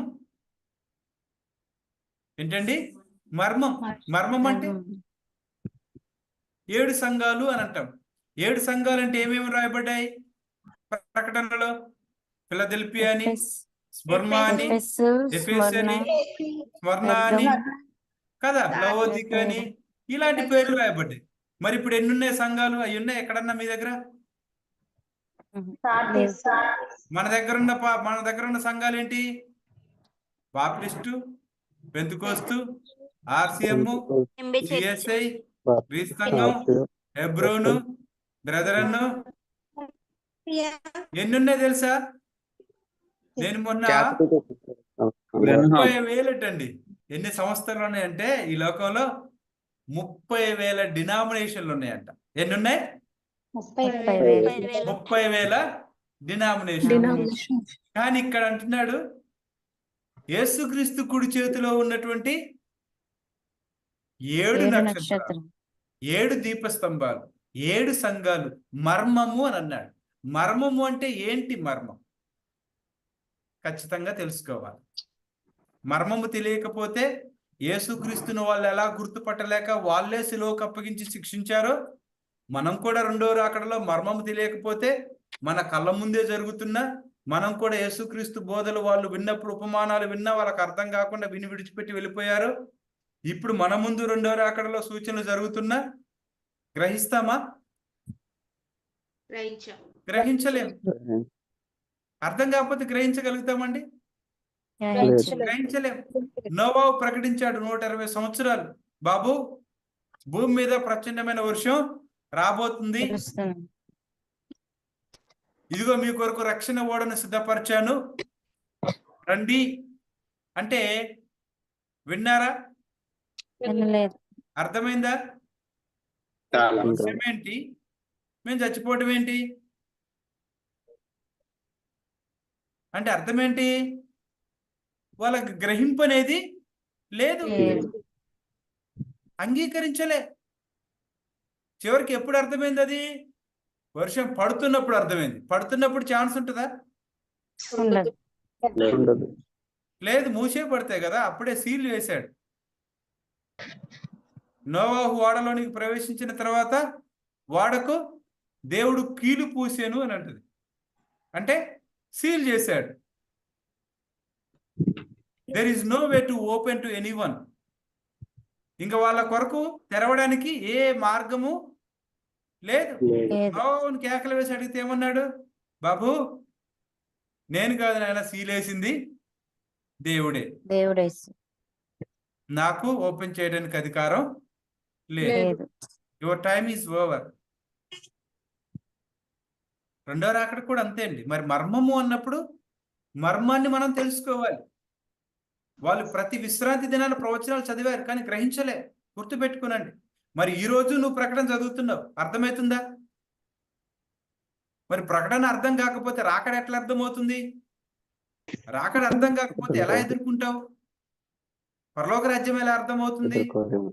అర్థం కాకపోతే మనం ఎలా చేరుకుంటాం? ఏ రోజైనా మనం ఆలోచించామా?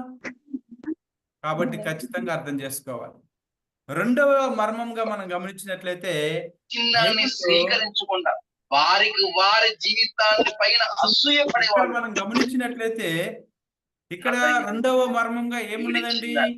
7 తలలు 10 కొమ్ములు కలిగినటువంటి పొరుగు వారి మీద అసూయ. 7 తలలు 10 కొమ్ములు కలిగినటువంటి మృగము. మృగము. మరి అన్ని తలలు అన్ని కొమ్ములను మృగం ఉన్నదా? ఏది? మళ్ళీ దాని మీద కూర్చున్న వేశ్య. వేశ్య అంటే అర్థం ఏంటి?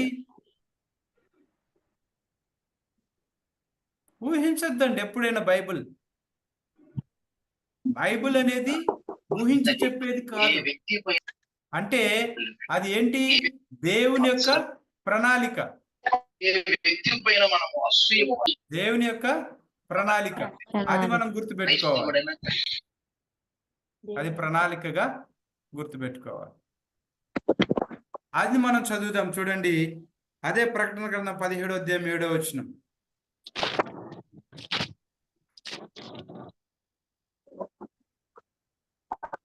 ఆ దూత నాతో ఇట్లా నేను నీవేళ ఆశ్చర్యపడితివి ఈ స్త్రీని కూర్చున్న మర్మమును 7 తలలను 10 కొమ్ములను కలిగి దాని మోయిచున్న క్రూర మృగమును కూర్చున్న మర్మమును నేను నీకు తెలిపెదను. నీవు చూచిన ఆ మృగం ఉండెను గాని ఇప్పుడు లేదు. మృగం యొక్క మర్మము. క్రూర మృగం కూడా ఏమంటుందండి? మర్మం.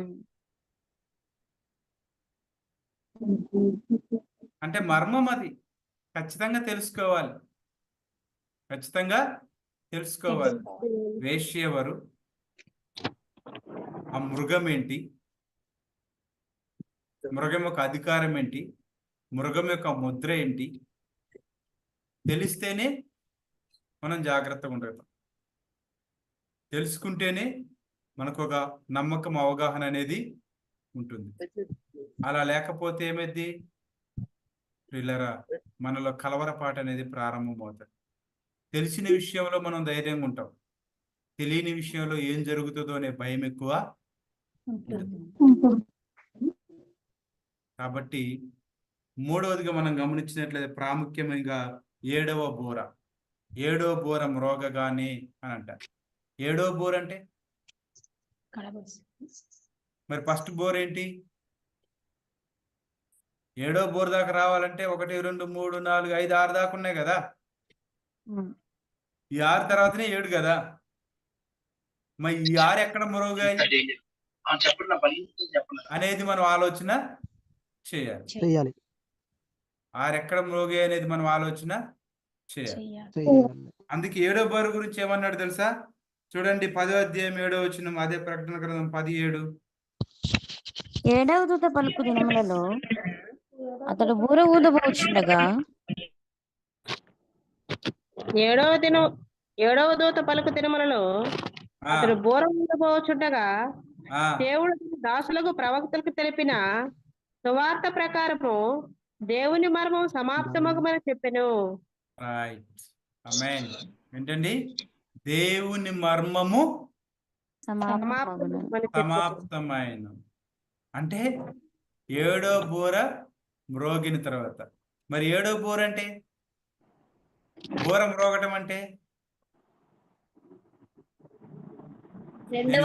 ఇజ్రాయెల్ పోయినప్పుడు ఒక బోర తెచ్చుకున్నాం. ఇజ్రాయెల్ పోయినప్పుడు ఒక పెద్ద జింకది బోర ఊదేది ఉంటది, అది తెచ్చుకున్నాం. ఆ బోర ఊదటానికి కొన్ని రోజులు ప్రాక్టీస్ చేతి రాలే, తర్వాత ప్రాక్టీస్ చేతి వచ్చింది. ఎంత ఊదినా ఇక్కడ నుంచి ఎంత దూరం పోతుంది? 1 కిలోమీటర్ దాకా వినపడుతుంది. ఆ తర్వాత వాళ్ళకి వినపడట్లే, ఆ తర్వాత వాళ్ళకి వినపడట్లే. మరి బోర ఎంతమందికి వినపడాలంటారు? ప్రపంచమంతా వినపడాలి కదా, లోకమంతా. మరి ఆ కడబూరం రోగినప్పుడు నువ్వు సిద్ధపడాలంటే ఆ బోరం రోగుతున్నది వినపడాలి కదా. మరి అలాంటప్పుడు ఎంత లౌడ్ స్పీకర్లు పెడితే వినపడుతుంది?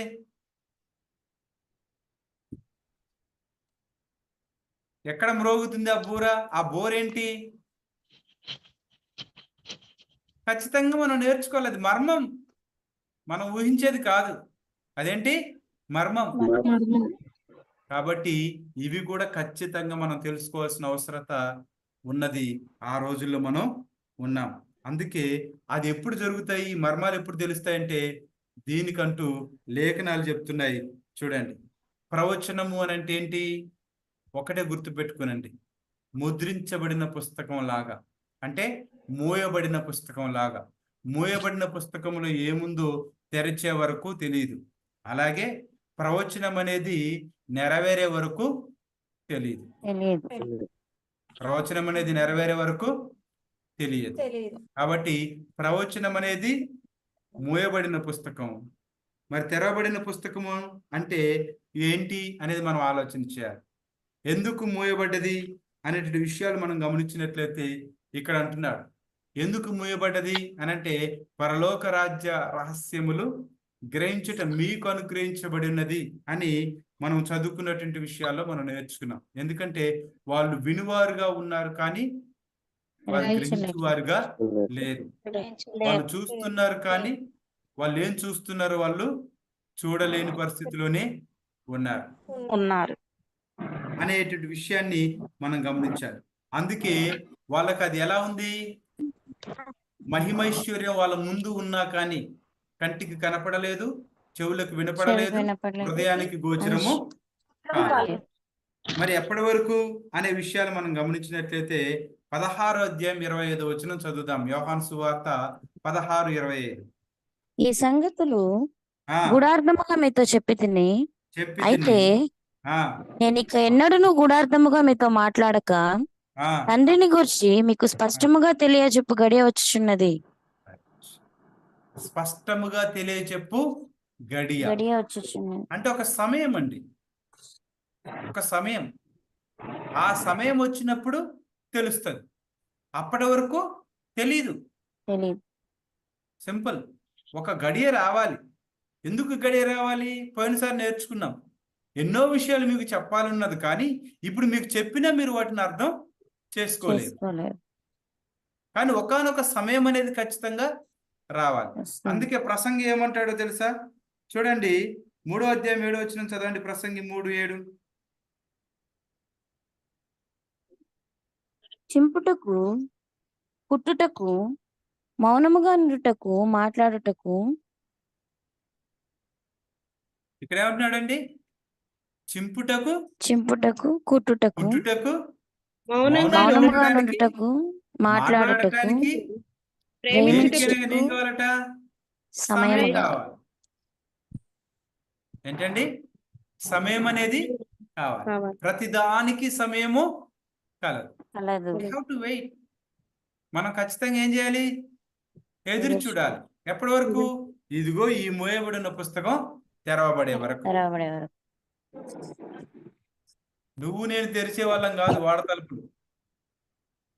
ఎప్పుడు తెరవాలి? దేవుడు ఒక సమయం పెట్టాడండి, ఆ సమయంలో తెరుస్తాడు, ఆ సమయంలో తెరుస్తాడు. అందుకన్నాడు ఆయనే ఆదియును అంతమునై ఉన్నాడు అని. అంటే ప్రవచనం అనేది నీకు ఎప్పుడు తెలుస్తుందంటే నెరవేర్చబడినప్పుడు మాత్రమే తెలుస్తుంది. ఉదాహరణకు పాత నిబంధనలో మనం గమనించినట్లయితే పాత నిబంధన ప్రవచనము అనేది ప్రొఫెసీగా ఎలా ఉంది అంటే మూయబడిన పుస్తకంగా ఉంది. అందుకే యెషయా నుంచి మలాకి వరకు అందరు ఏం రాశారు? ప్రవచనాలు రాశారు. ఆ ప్రవచనాలన్నీ ఎప్పుడు నెరవేర్చబడ్డాయి? అవి నెరవేరినప్పుడు. అంటే పుస్తకం తెరవబడింది. తెరవబడిన పుస్తకం ఏంటి అంటే మొదటి రాకడ. ఏంటండి? మొదటి రాకడ. ప్రవచనమేమో పాత నిబంధన, నెరవేర్పేమో మొదటి రాకడ. ఇప్పుడు ప్రవచనంగా గొర్రెపిల్ల ఏమో ప్రవచనం, గొర్రెపిల్ల ఏమో ప్రవచనం. మరి గొర్రెపిల్ల యొక్క భావం యేసుక్రీస్తు, నెరవేర్పు. దావీదేమో ప్రవచనం, నెరవేర్పేమో యేసుక్రీస్తు. అంటే ప్రవచనము, ప్రవచన నెరవేర్పు ఏది ముఖ్యం అనేది మనం ముందు ఆలోచన చేయాలి. మరి నూతన నిబంధన ప్రవచనము, ప్రకటన గ్రంథం కూడా ఉన్నది కదా. మరి ప్రవచన గ్రంథంగా ఉన్నప్పుడు నెరవేర్పు ఎప్పుడు? రెండవ రాకడ. సింపుల్. రెండవ రాకడ. అవునా కదా? ప్రకటన గ్రంథం అంతా నీకు చెప్పేది ఏంటి? రెండవ రాకడ. కాబట్టి ప్రకటన గ్రంథం గురించిన ప్రవచనము దర్శనంగా రాశారు ఎవరు? యోహాను గారు. అది ప్రవచన గ్రంథము ఉంది. మరి ఆ ప్రవచనం అనేది రాయబడిన దర్శనం నెరవేరాలి కదా? నెరవేరాలి. అది రెండవ రాకడ. అది రెండవ రాకడ. అంటే రెండవ రాకడలో ఏమవుతుంది అని అర్థం? ఈ మోయబడిన పుస్తకం ఏంటి? తెరవబడుతుంది అని అర్థం. మోయబడిన పుస్తకం తెరవబడుతుందని అర్థం. అప్పుడు ఈ 7 దీపస్తంభాలు ఏవైతే ఉన్నాయో మర్మంగా ఉన్నాయి. అదే రీతిగా మృగము వేష రీతిగా మర్మముగానే ఉన్నాయి. అదే రీతిగా కడకూర మర్మముగానే ఉన్నాయి. మరి నెరవేర్పు ఎప్పుడు? పరలోక రాజ్యం అంటే రెండవ రాకడ. ఎప్పుడండి? పరలోక రెండవ రాకడలో ఇది తెలియజేయబడుతుంది. అందుకే హెబ్రీలో అంటాడు చూడండి, 9:8 వచ్చిన ఒకటి చదువుదాం.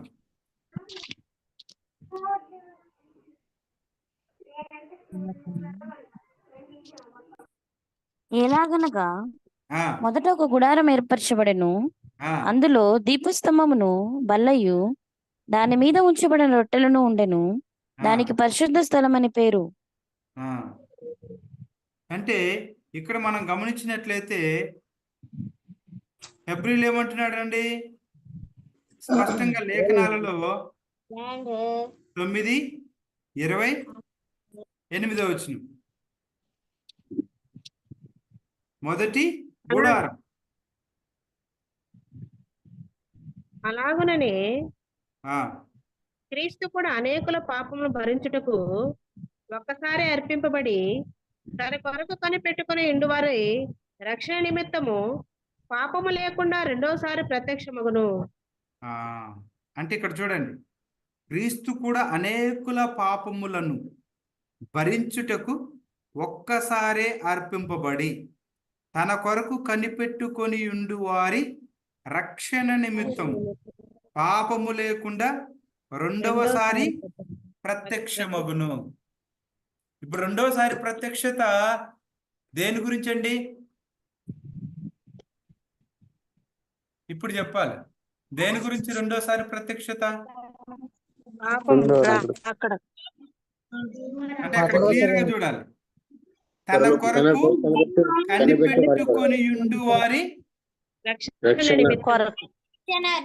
ఇప్పుడు రెండోసారి ప్రత్యక్షత దేని కొరకు?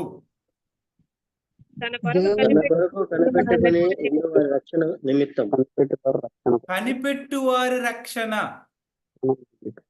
కనిపెట్టుకుని వారి రక్షణ నిమిత్తము. అంటే మరలా ఇప్పుడు పరలోక రాజ్యానికి వెళ్ళడానికి రక్షణ అనేది ఎందుకు రాయబడ్డది అనేది మనం ఆలోచించాలి. మరలా రక్షింపబడటం అంటే ఏంటి అనేటివి స్పష్టంగా ఈ మాట మీరు గుర్తుపెట్టుకోండి. ముందు పాఠాల్లో నేను మీకు వాటి గురించి నేను చెప్తాను, ఎందుకనేది మీకు అర్థమవుతుంది. అయితే ఇక్కడ మనం గమనించినట్లయితే సమయము సమీపించినప్పుడు అన్నాం కదా. ఆ సమయం ఏంటి? ప్రకటన గ్రంథం 1:1 అన్నాడు, యేసుక్రీస్తు ప్రత్యక్షత.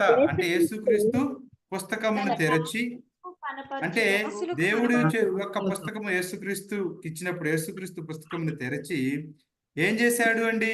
ఇక్కడ ఈ క్రమం అంతా మనం చదువుకున్నాం. దేవుడు, యేసుక్రీస్తు, దూత ద్వారా యోహాను, యోహాను ద్వారా తన దాసులకు ఈ క్రమము చొప్పున దేవుని ప్రత్యక్షత ఇవ్వబడింది. దేవుని యొక్క ఏదైతే చిత్తం ఉందో అది యేసుక్రీస్తు ప్రత్యక్షతగా ఇవ్వబడినట్లుగా మనం చూసాం. ఇక్కడ 2 భాగాలను మనం గమనించినట్లయితే 5వ అధ్యాయం 1వ వచనంలో పుస్తకము మాత్రము 7 ముద్రల చేత ముద్రించబడింది. ఆ పుస్తకము గమనించినట్లయితే 6వ అధ్యాయము 8వ అధ్యాయంలో 5వ అధ్యాయం 7వ వచనంలో ఆ పుస్తకం ఎవరి చేతికి ఇవ్వబడింది? యేసుక్రీస్తు చేతికి ఇవ్వబడింది. యేసుక్రీస్తు దాన్ని తెరిచాడు. తెరిచి ఎవరికి ఇచ్చారు? 10వ అధ్యాయం 1-2 వచనాల ప్రకారం దూతకి ఇచ్చారు. దూత ఏం చేశారు? తెరిచిన పుస్తకాన్ని తీసి ఎవరికి ఇచ్చారండి? అపోస్తలుడైన యోహాను గారికి ఇచ్చారు. ఇప్పుడు చూద్దాం 10వ అధ్యాయం చదవండి, 8 నుంచి 11 వచనాలు. అంతటా పరలోకము నుండి నేను స్వరము మరలా నాతో మాట్లాడుచు, నీవు వెళ్ళి సముద్రం మీదను భూమి మీదను నిలిచి ఉన్న ఆ దూత చేతిలో విప్పబడి ఉన్న ఆ చిన్న పుస్తకము తీసుకొనుమని చెప్పుట వింటిని. నేను ఆ దూత యొద్దకు వెళ్ళి ఈ చిన్న పుస్తకం నాకు ఇమ్మని అడగగా, ఆయన దాన్ని తీసుకొని తినివేయుము, అది నీ కడుపుకు చేదగును గాని నీ నోటికి తేనె వలె మధురముగా ఉందని నాతో చెప్పెను. అంతటా నేను ఆ చిన్న పుస్తకమును దూత చేతిలో నుండి తీసుకొని దానిని తినివేసి తిని, అది నా నోటికి తేనె వలె మధురముగా ఉండెను, కానీ నేను దానిని తీసిన తరువాత నా కడుపుకు చేదాయెను. ఇప్పుడు మొట్టమొదట ఈ పుస్తకము దేవుని చేతిలో ఉన్నదండి. దేవుని చేతిలో ఉన్న పుస్తకము 7 ముద్రల చేత ముద్రించబడింది. వాక్యము ముద్రించబడిన పుస్తకము యేసుక్రీస్తు తీసుకున్నారు. యేసుక్రీస్తు ఆ పుస్తకాన్ని తెరచారు. తెరచిన పుస్తకాన్ని తీసుకెళ్లి దూతకిచ్చారు. దూత తీసుకొచ్చి ఎవరికి ఇచ్చింది? యోహాను గారికి ఇచ్చింది. ఇప్పుడు ఆ పుస్తకము యోహాను గారు ఏం చేశారు? దేవుని దాసుడు. ముందు యోహాను గారు తిన్నారు. ఏం చేశారండి? తిన్నారు. తిని అది ఏమిందంట? ఇప్పుడు తెరచిన పుస్తకం ఎక్కడున్నట్టు? యోహాన్ గారి యొక్క కడుపులో ఉన్నట్టు. అర్థం ఏంటండి? యోహాన్ గారి యొక్క కడుపులో ఉన్నట్టు. యోహాన్ గారికి అప్పగించిన బాధ్యత ఏంటి? ఇప్పుడు వెళ్ళిన సమస్త జనులకు, అనగా తన దాసులకు తెలియజేయాలి. ఇప్పుడు తన దాసులకు తెలియజేయాలి అంటే ఇప్పుడు తెరవబడిన పుస్తకం అంటే నెరవేర్పును గురించిన రహస్యాలు అన్ని ఎక్కడున్నాయి? ఇప్పుడు దేవుని చేతుల నుండి యేసుక్రీస్తు చేతులకు వెళ్ళింది. యేసుక్రీస్తు ఓపెన్ చేశాడు, దూతకిచ్చారు, దూత తీసుకున్నారు, యోహానికి ఇచ్చారు, యోహాను తిన్నాడు. ఇప్పుడు ఎవరికైనా తెలియాలంటే ఎవరు చెప్పాలి? యోహాను చెప్పాలి. ఎందుకు? యోహాన్ కడుపులోనే పుస్తకం ఉంది. యోహాన్ కడుపులోనే పుస్తకం ఉంది. ఇది మనం ఆలోచన చేయాలి. ఇక్కడ రాయబడినటువంటి సంగతుల్లో మనం గమనించినట్లయితే, ఇదిగో ఈ డబ్బా కొట్టిన భాగం ఉందే, ఈ డబ్బా కొట్టిన భాగం అంతా కూడా ఏంటి అని అంటే ఆత్మీయ ప్రపంచం. ఆత్మీయ ప్రపంచం అంటే ఏంటి? ఈ వాక్యాలన్నీ ఎక్కడ చూస్తున్నాడు? దర్శనం ద్వారా చూస్తున్నారు. ఎవరు? అపోస్తలుడైన యోహాను. ఆ యోహాను దర్శనంగా చూస్తున్నప్పుడు పుస్తకము దేవుని చేతిలో ఉంది. దేవుడు ఆత్మ, ఆత్మీయ ప్రపంచం. యేసుక్రీస్తు విప్పాడు, యేసుక్రీస్తు దేవుని దగ్గర ఉన్నారు కదా, ఆత్మీయ ప్రపంచం. అదే రీతిగా దూత చేతికిచ్చారు. దూత ఎక్కడున్నారు? పరలోకంలోనే, ఆత్మీయ ప్రపంచం. ఇప్పుడు ఈ పుస్తకం గురించిన స్టోరీ అంతా జరగాలి, నెరవేర్చబడాలంటే ఎప్పుడు నెరవేర్చబడాలి? ఇది రెండవ రాకడ. అంటే ఇప్పుడు. ఇప్పుడు అంటే ఎప్పుడు? మన దగ్గర. ఇప్పుడు అర్థమైందండి? ఎక్కడ నెరవేర్చబడాలి? మన దగ్గర. అంటే ఇప్పుడు తెరవబడినప్పుడు పుస్తకము తన దాసులకు ఇవ్వడం అంటే ఇప్పుడు గుర్తు పెట్టుకోవాలి. ఇప్పుడు మన దగ్గర జరగాల్సిన ఏంటి? తెరవబడిన పుస్తకం ఎవరైతే ఉన్నారో ఈ యోహాను గారి దగ్గర ఈ పుస్తకం ఉంది అని గుర్తు పెట్టుకోవాలి. ఈ పుస్తకం కలిగి ఉన్నటువంటి వ్యక్తి ఏం చేయాలి?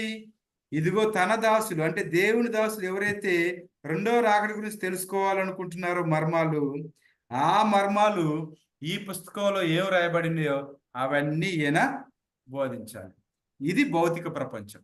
ఇది భౌతిక ప్రపంచం. ఇప్పుడు ఆ పుస్తకం ఏంటి? ఎక్కడి నుంచి వచ్చింది? ఎవరు తెరిచారు? మరి ఆ నెరవేర్పుగా వచ్చినది ఎవరు? నెరవేర్పుగా ఎక్కడ ప్రకటించబడుతుంది అన్న విషయాలు మనం ముందు పాఠాలలోనికి వెళ్తాం. అంటే అంతగా ఉంటాయి అన్నట్టు పాఠాలు. ఎందుకంటే ఈ భాగంలో మనం ఉన్నాం. ఎప్పుడు కూడా మాకు బోధించేటువంటి వాళ్ళు చెప్పిన మాట ఏంటంటే, నువ్వు బోధించే గ్రంథంలో నువ్వు ఉండాలి అని చెప్తారు. ఏంటండి? నువ్వు బోధించే గ్రంథంలో నీవు ఉండాలి. ఫర్ ఎగ్జాంపుల్, వేరేగా నొద్దు, వేరే వాళ్ళు ఉన్నారు, వాళ్ళు వాళ్ళ గీతలో లేకపోతే ఇంకే పుస్తకాలు పురాణాలు బోధిస్తున్నారు అనుకో, వాళ్ళు బోధిస్తున్న పుస్తకాలలో వాళ్ళు ఉన్నారా? లేరు. ఎందుకు? గడిచినదే బోధిస్తారు, గడిచినదే బోధిస్తారు. మిగతా వాళ్ళు ఏ మతమే గాని ఏ ఆచారమే గాని ఎన్ని పుస్తకాలు బోధించినా అవన్నీ వాళ్ళ పితరుల చరిత్రను బోధిస్తారు, చరిత్రను బోధిస్తారు. కానీ బైబిల్ ఏంటి? ఓన్లీ చరిత్రేనా? జరగబోయే విషయాలు, జరగబోయే సంగతులను గూర్చి చెప్పు. బైబిల్లో చరిత్ర ఉంది,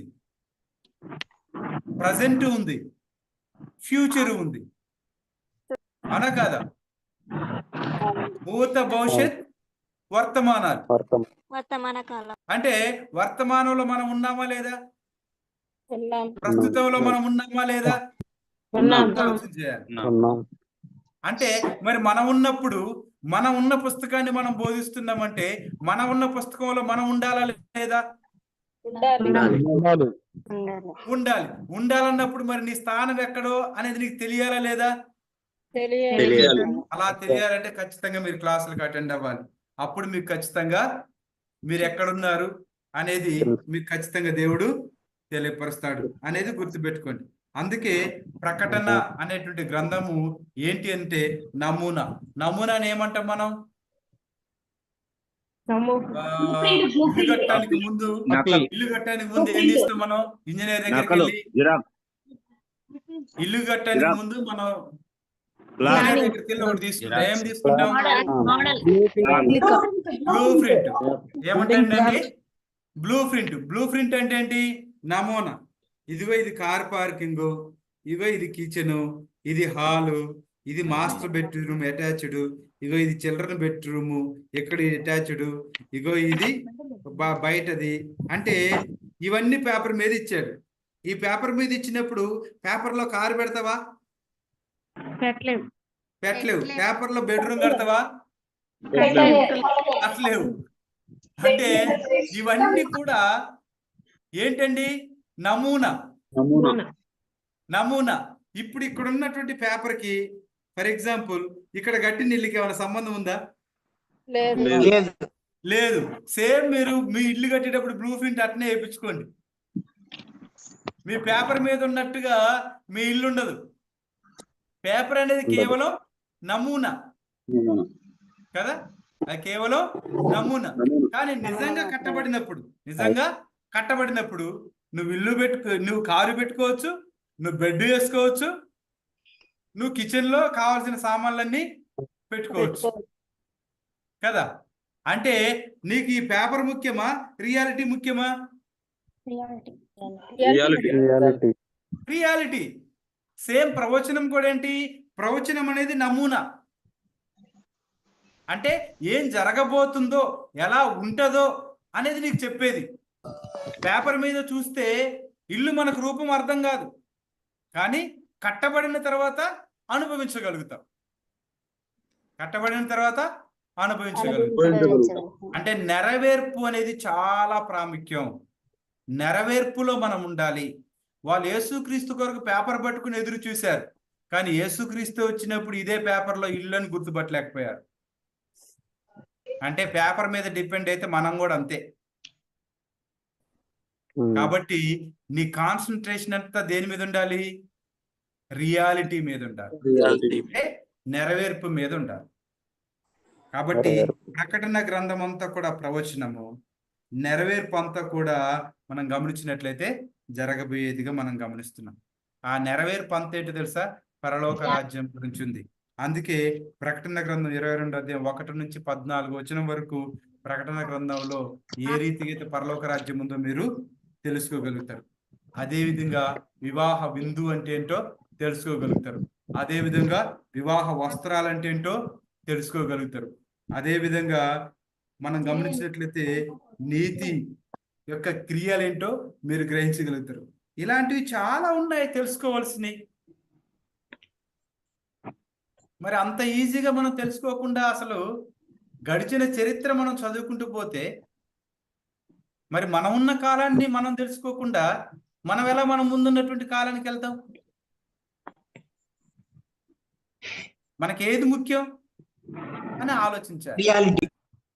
అంటే రియాలిటీ ముఖ్యం. ఎర్ర సముద్రం పాయలేని స్టోరీ చెప్పమంటే సండే స్కూల్ పిల్లలు కూడా చెప్తారు. దానికి మనమే మాస్టర్ చదవాలా? జక్కయ్య చెట్టు ఎక్కాడు రా బాబు అంటే వాళ్ళు కూడా చెప్తారు. దానికి మనమే కావాలా? ఇప్పుడు ఈ రోజుల్లో ఇంకా మనకంటే ఎక్కువ బైబిల్ పక్కోళ్ళు చదువుతున్నారు. వాళ్ళు ఇంకెక్కువ చెప్తున్నారు ప్రశ్నలు. మరి అలాంటప్పుడు మనకు ఖచ్చితంగా ప్రవచనం ఎలా నెరవేర్చబడుతుంది అనే విషయాలు ఖచ్చితంగా తెలియాలి. అంత ప్రాముఖ్యమైన రోజుల్లో మనం ఉన్నాం. అది గుర్తుపెట్టుకోవాల్సినటువంటి విషయం. అందుకే ఈ రోజు మరియు మనము బైబిల్లో మనం గమనించినట్లయితే ఉపమానంలో దాగి ఉన్నటువంటి అర్థాలు ఇవన్నీ కూడా మనం తెలుసుకున్నాం. కాబట్టి మర్మాల యొక్క నిజమైన అర్థాన్ని తెలుసుకున్నామా లేదా అనేది ఆలోచించాల్సిందిగా నేను మనవి చేస్తూ నేను ఈ క్లాస్ ఇంతటితో ముగిస్తా ఉన్నాను. ఇది ఈ రోజుకి క్లాస్ అండి. అందరికీ వందనాలు. Thank you. God bless you. Praise the Lord, brother. Thank you. Praise the Lord. Praise the Lord. Praise Lord brother. Praise Lord అందరికీ. God bless you all. అందరికీ వందనాలు. Okay, everyone. Please remember what you learned. Praise the lord brother. వందనాలమ్మా. నేను class second లో join అయ్యానండి. నాకు last class link పెడతారా? Class first link కాసేపు ఆగండి. Please remember what you learned. నా పేరు సృజన. నేను ఈ రోజు జాయిన్ అయ్యాను. సరే వీడియోలు అందరికీ కూడా పంపిస్తామండి. కాసేపు ఆగండి. ఓకే పంపించండి అందరూ. Thank you, brother.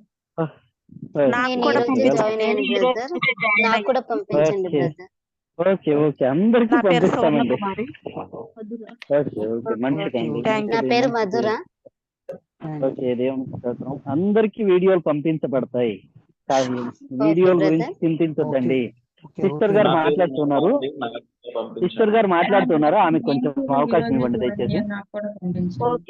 Okay Julie sister, go head. Okay. Our class is Tuesday and Friday, 8 p.m. 9 p.m. at 8 p.m. మన క్లాస్ వచ్చేసి మంగళవారం మరియు శుక్రవారం రాత్రి 8 గంటలకు ఉంటుందండి. So please join on time. కాబట్టి సమయానికి జాయిన్ అవ్వండి.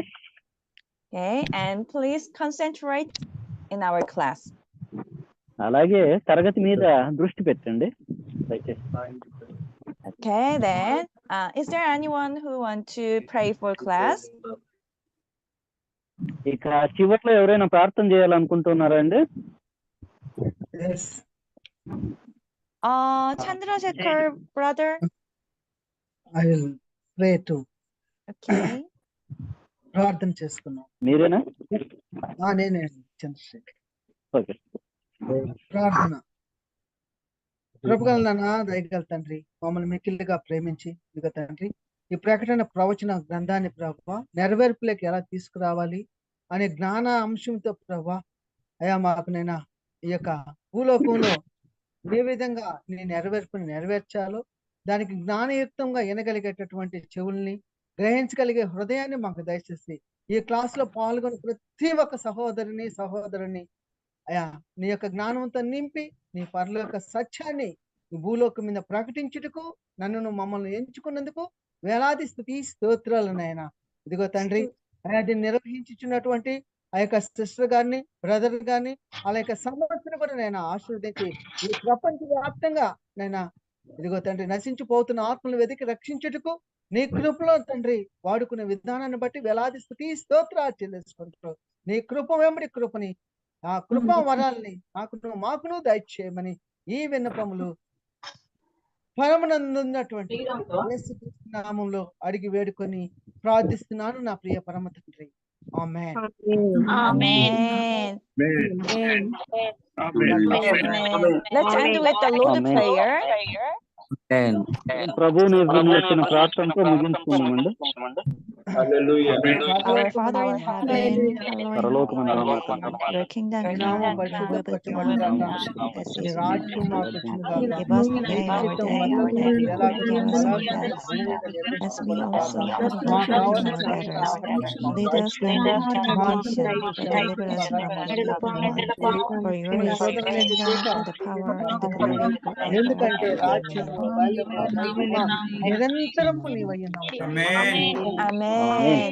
Let's give all the glory to God. సమస్త మహిమ దేవునికే ఆపాదిద్దామండి.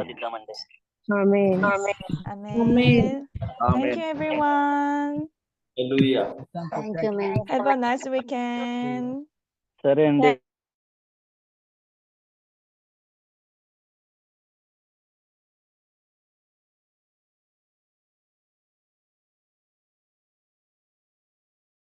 ఎవరికి వీడియోలు కావాలన్నా Okay, ఏది thank you. కావాలన్నా మీకు జూమ్ లింక్ పంపించే మిషనరీలు ఉన్నారు కదండి, వాళ్ళకి మెసేజ్ అవును. పెట్టండి. పోయిన వారం వీడియో కానీ ఏది కావాలన్నా సమాచారాలన్నీ వాళ్ళే ఇస్తారు. Thank you sir. అటెండెన్స్ ఎలా ఉంటుంది?